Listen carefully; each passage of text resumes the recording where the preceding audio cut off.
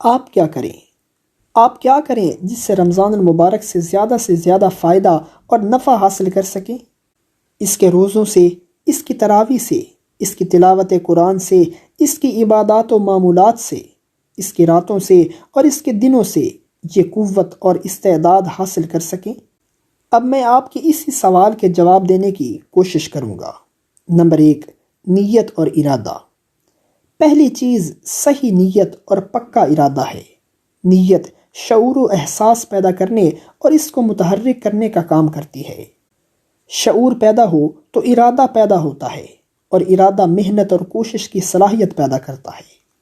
کسی کام کے لیے مقصد کے صحیح شعور اور اس کے حصول کے لیے پختہ عزم کی حیثیت وہی ہے جو جسم کے لیے روح کی ہوتی ہے۔ انہی معنوں میں نماز، روزہ اور عبادت کے لیے نیت کی تاکید کی گئی ہے۔ بعض علماء کے نزدیک زبان سے نیت کے الفاظ کے بغیر عمل صحیح نہیں ہوتا۔ بعض کے نزدیک دل کا قول اور فیصلہ کافی ہے۔ صرف نیت کے الفاظ دہرانے سے یا دل میں کسی فرض کام کو ادا کرنے کی نیت کر لینے سے فقہی اور قانونی شرط تو ضرور پوری ہو جاتی ہے، لیکن یہ نیت روح کا کام اسی صورت میں کر سکتی ہے جب یہ شعور میں کام کا مقصد اجاگر کر دے اور دل میں اس مقصد کے حصول کے لیے عزم پیدا کر دے۔ زندہ اور مردہ جسم میں بظاہر کوئی فرق نہیں ہوتا، لیکن زندہ جسم قوت، حرکت اور عمل کی استعداد رکھتا ہے، جبکہ مردہ جسم قوت، حرکت اور عمل کی استعداد سے محروم ہوتا ہے۔ یہی حال اعمال کا ہے۔ اگر اعمال میں صحیح نیت کی روح ہو تو وہ اثر آفرینی، نشو و نما اور نتیجہ خیزی کی استعداد رکھتے ہیں۔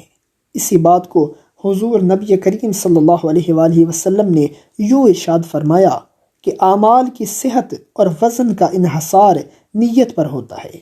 انما الاعمال بالنیات، بخاری، راوی حضرت عمر رضی اللہ تعالیٰ عنہ۔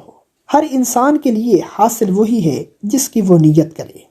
نیت ہونی چاہیے، صحیح ہونی چاہیے، لیکن خالص بھی ہونی چاہیے، یعنی ہر کام صرف اللہ تعالیٰ کی رضا کے حصول کے لیے اور اس کے اجر و انعام کا مستحق بننے کے لیے ہونا چاہیے۔ اگر آپ کی نیت خالص نہ ہوگی اور آپ کام صرف اللہ تعالیٰ کے لیے نہ کریں گے تو وہ قبول نہ ہوگا اور آپ کی محنت کا اجر ضائع جا سکتا ہے۔ نیت طلب اور آرزو کا اظہار ہے، اور اگر طلب و آرزو موجود نہ ہو تو اس کی خلاق ہے۔ طلب اور آرزو ہو تو عزم اور حوصلہ پیدا ہوتا ہے۔ ارادہ اور عزم و حوصلہ ہی وہ طاقت ہے جو ہمیں حرکت میں لاتی ہے اور حرکت میں رکھتی ہے۔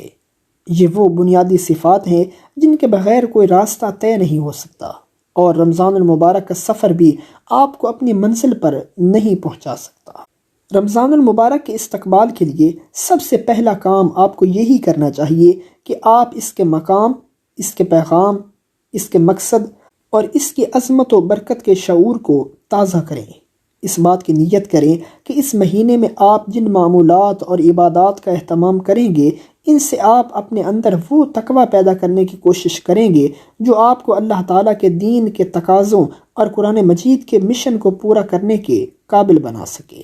اور پھر اس بات کا عزم کریں کہ اس مہینے میں جو معمولات فرض کر دیے گئے ہیں اور وہ معمولات جن کی تاکید نبی کریم صلی اللہ علیہ وآلہ وسلم نے فرمائی ہے، اور وہ معمولات جو آپ خود اپنے لیے طے کریں گے تاکہ اس ماہ سے بھرپور نفع حاصل کریں، ان سب کو آپ محنت اور استقامت سے بجا لانے کی پوری کوشش کریں گے۔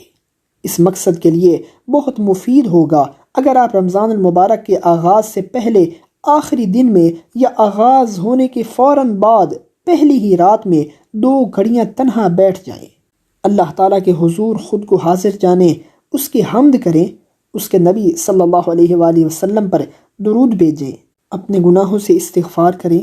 اس کے بعد آنے والے مہینے کے بارے میں وہ تمام باتیں سوچیں جن کا میں نے ذکر کیا ہے، یا اسی تحریر کو پڑھ لیں۔ اس کے بعد پورے ماہ کے لیے کوشش اور محنت کی نیت اور عزم کریں۔ اللہ تعالیٰ سے توفیق اور اعانت طلب کریں اور دعا کریں کہ وہ آپ کا ہاتھ پکڑ کے آپ کو اپنی راہ پر چلائے۔